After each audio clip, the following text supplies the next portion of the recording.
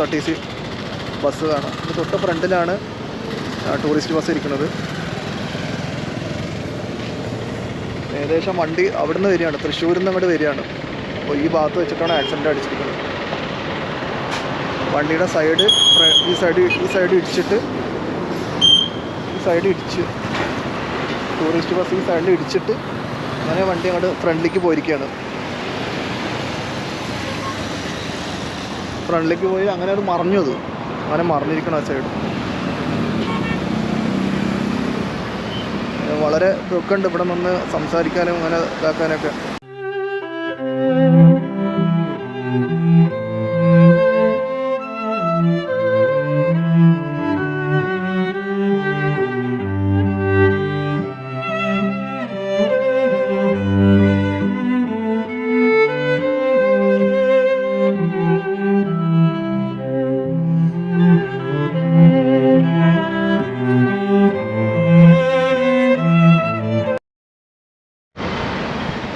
അപ്പോൾ ഈ നിൽക്കുന്ന സ്ഥലത്താണ് കേട്ടോ നമ്മളെ ആക്സിഡൻറ്റ് ഉണ്ടായിരിക്കുന്നത്.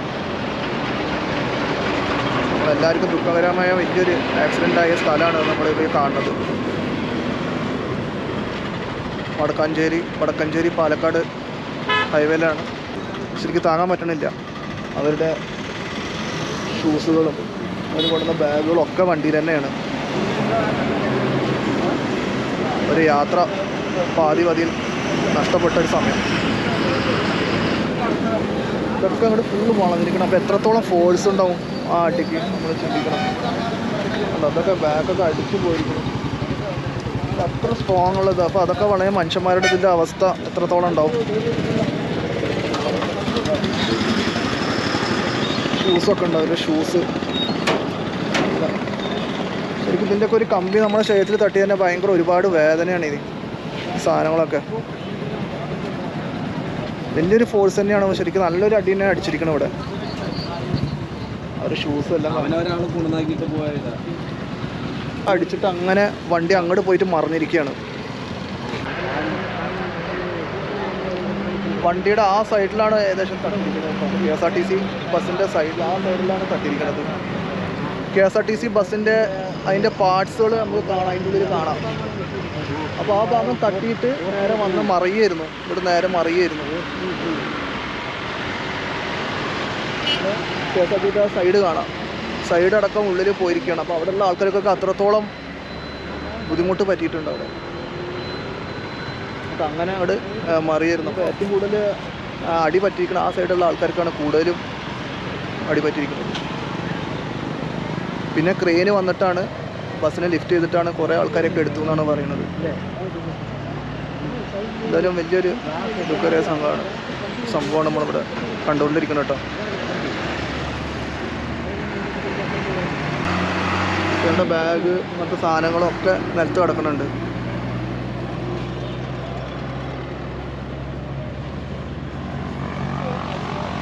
KSRTC ബസ്സിൽ ആ സൈഡിലുള്ള ആൾക്കാർക്കാണ്, ഇരുന്ന ആൾക്കാർക്കാണ് കൂടുതലും അടിപറ്റിയിരിക്കണം. അതേപോലെ ഈ ബസ്സിൽ ടൂറിസ്റ്റ് ബസ്സിൽ ഈ സൈഡുള്ളത്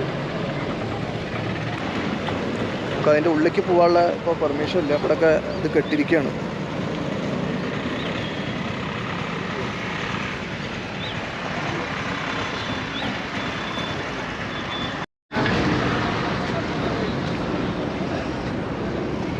വണ്ടിയുടെ നമ്പർ പ്ലേറ്റ് ആട്ടോ കാണുന്നത്.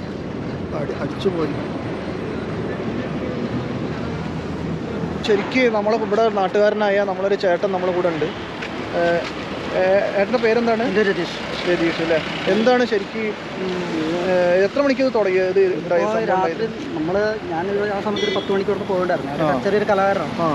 അപ്പോൾ മറ്റേ ഇങ്ങനെ നമ്മുടെ കൂട്ടുകാരൻ വിളിച്ചിട്ട് പറഞ്ഞു ഇങ്ങനെ സംഭവം ഉണ്ട്. നേരം ഞാൻ വന്നില്ല, കാരണം നിസ്സാര സംഭവമല്ല എന്ന് വെച്ചിട്ട് ഞാൻ നേരം വെളുപ്പിന് വന്നപ്പോഴാണ് ഇങ്ങനൊരു സംഭവം കാണുന്നത്. കണ്ടപ്പോൾ ഭയങ്കര വേദനമായിട്ടുള്ളൊരു കാര്യമായിരുന്നു. ഇതൊരു 11:30 എന്ന് പറഞ്ഞു. 11:30ക്കാണ് ആക്സിഡൻ്റ് ആയിരിക്കുന്നത് അല്ലേ? നമ്മുടെ നാട്ടുകാരെല്ലാവരും കൂടിയിട്ടാണ് ഇതിലേക്ക് എല്ലാവരും രക്ഷപ്പെടുത്തിയത്. ഒരുവിധ ആൾക്കാരെയൊക്കെ രക്ഷപ്പെടുത്തിയത് നമ്മുടെ നാട്ടുകാരാണ്. ഇത് വളരെ എന്താ പറയുക, മാറ്റിയിട്ടതാണ്. ബസ് അവിടെ ആയിരുന്നു, അവിടെ നിന്ന് മാറ്റിയിട്ടാണ്. അപ്പോൾ എല്ലാം നമ്മൾ പറഞ്ഞ പോലെ അമിത വേഗം തന്നെയാണ് ഇതിനൊരു കാരണമായിട്ടുള്ളത്. മറക്കാൻ പറ്റാത്തൊരു അനുഭവമാണ്. മറക്കാൻ പറ്റാത്ത വലിയൊരു അനുഭവമാണ്. എന്താ ചെയ്യുക, ഭയങ്കര പറയാം, നാട്ടുകാർക്കും എല്ലാവർക്കും ഒരു പുതിയ അനുഭവം ഇങ്ങനെ ആവുന്ന ഒരു പ്രദേശം എൻ്റെ സങ്കടമായി.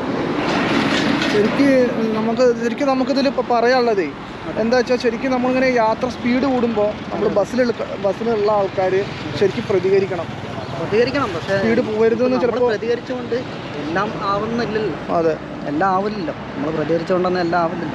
എല്ലാവരും പ്രതികരിക്കണം, എല്ലാവരും ശ്രദ്ധിക്കണം. നമ്മളായാലും ആരായാലും ശ്രദ്ധിച്ച് വേണം. ഇപ്പോൾ നമുക്ക് എന്തായാലും പറഞ്ഞിട്ട് കാര്യമില്ല. പക്ഷേ പറഞ്ഞിട്ട് കാര്യമില്ല. പക്ഷേ ഒരു നിമിഷം ചിലപ്പോൾ ആരെങ്കിലും ഒരാൾ ഒന്ന് ഉറപ്പിച്ച് ഒന്ന് സ്ട്രോങ്ങോടെ എനിക്ക് നിന്ന് സ്പീഡ് കുറയ്ക്കണം എന്ന് പറയാൻ ചിലപ്പോൾ വലിയ പക്ഷെ പറഞ്ഞിട്ട് കാര്യമില്ല അല്ലേ. പക്ഷെ നമ്മൾ ഇനി ഉദ്ദേശിക്കുന്നത് എന്താ വെച്ചാൽ, നമ്മൾ പ്രൈവറ്റ് ബസ്സായാലും KSRTC ബസ്സായാലും ഏത് ബസ്സിൽ യാത്ര ചെയ്യാച്ചാലും വേഗത കണ്ടിട്ടുണ്ടെങ്കിൽ നമ്മൾ ആരെങ്കിലും ബസ്സിൽ ഒരാൾ എനിക്കിട്ട് വേഗത കുറയ്ക്കൂ എന്ന് പറയുക വെച്ചാൽ അതെ അല്ല നല്ലൊരു കാര്യമാണ്. പക്ഷേ നമ്മളത് ഫോളോ ചെയ്യുന്നില്ലല്ലോ. നമ്മളാരും ഫോളോ ചെയ്യണം. അത് KSRTC ആയാലും പ്രൈവറ്റ് ബസ്സായാലും ടൂറിസ്റ്റ് ബസ്സായാലും ഒരു ഡ്രൈവർമാരെയും നമ്മളിവിടെ കുറ്റം പറയണില്ല. ചിലർ സമയത്തിന് വേണ്ടി ധൃതിയിൽ ഓടുന്ന ആൾക്കാരുണ്ട്. പക്ഷേ സമയത്തിനെക്കാട്ടിയും വലുതാണ് ഓരോ മനുഷ്യൻ്റെ ജീവൻ. നമ്മുടെ ജീവൻ കഴിഞ്ഞിട്ട് വേണം എല്ലാം. അതെ, അതാണ്. അപ്പോൾ തീർച്ചയായിട്ടും ആ വേഗതയാണ് ഇപ്പോൾ ഇതിൽ ഏകദേശം 97 കിലോമീറ്റർ വേഗതയിലാണെന്നാണ് ഇവിടെ സാറുമാർ ഇവിടെ പറഞ്ഞത്. അപ്പോൾ അത് വളരെ വലിയൊരു സ്പീഡ് തന്നെയാണ്. അത് തീർച്ചയായിട്ടും വേഗതയാണ്. നമ്മളെ ഇതിൽ മുന്നേ ഉണ്ടായ പല ആക്സിഡൻറ്റും എല്ലാം വേഗതയിലാണ് ഉണ്ടായിരിക്കുന്നത്. ഇപ്പോൾ മലപ്പുറം പൂക്കിപ്പറമ്പിൽ 41 പേര് വെന്ത് മരിച്ചിട്ടുണ്ട് 2004. അതടക്കം വേഗതയിലാണ് ആക്സിഡൻറ്റ് ഉണ്ടായത്. അപ്പോൾ ശരിക്കും നമ്മളൊക്കെ പ്രതികരിക്കണം. ജനങ്ങൾ ഇനിയുമുള്ള ബസ്സിൽ പോവുക വെച്ചാൽ വേഗത ഉണ്ടെങ്കിൽ നമുക്ക് പറയാനുള്ളൊരു ധൈര്യം നമ്മൾ ആരെങ്കിലും ഒന്ന് പറയണം. ചിലപ്പോൾ നമുക്ക് ഒഴിവാക്കാം. ഇതേപോലത്തുള്ള പ്രശ്നങ്ങൾ നമുക്ക് ഒഴിവാക്കാം അല്ലേ. എല്ലാവരും ശ്രദ്ധിക്കണം. പിന്നെ നമ്മൾ ഉണ്ടാവാതിരിക്കട്ടെ, ദൈവം പ്രാർത്ഥിക്കണം, നമുക്ക് പ്രാർത്ഥിക്കാം. പിന്നെ തീർച്ചയായിട്ടും നമുക്ക് നമ്മളെ RTOമാരൊക്കെ നല്ല സപ്പോർട്ടാണ്. നമുക്ക് വേണമെന്ന് ഗൂഗിളിൽ തപ്പി കഴിഞ്ഞാൽ അപ്പോൾ തന്നെ നമുക്ക് ഡീറ്റെയിൽസ് അറിയാം. നമുക്ക് ഏത് സ്ഥലത്താണ് ഏത് RTOനെ ബന്ധപ്പെട്ട് നമുക്ക് കംപ്ലയിൻറ്റ് ചെയ്യാം. ഇത്ര സ്പീഡിൽ പോകാൻ വെച്ചാൽ അങ്ങനെ സംവിധാനങ്ങളൊക്കെ ഉണ്ട്. നമുക്കിപ്പോൾ ഗൂഗിളിൽ നോക്കി ഏത് സ്ഥലത്തുള്ള RTOനെ അവരെ നമ്പർ കിട്ടും, നമുക്ക് ഇൻഫോം ചെയ്യാം. അപ്പോൾ അങ്ങനെയൊക്കെ ഉണ്ട് നമുക്ക് സംവിധാനം. അപ്പോൾ ഇനി മാക്സിമം ഇതേപോലെ നഷ്ടങ്ങൾ വരുത്താണ്ടിരിക്കുക. എത്രയോ ജീവിതങ്ങളുടെ സ്വപ്നങ്ങളാണ് ഇവിടെ നഷ്ടപ്പെടുന്നത്. ഒരുപാട് സ്വപ്നങ്ങളാണ് ഈ ഒരു ആക്സിഡൻറ്റിൽ നഷ്ടപ്പെട്ടു പോയിരിക്കുന്നത്.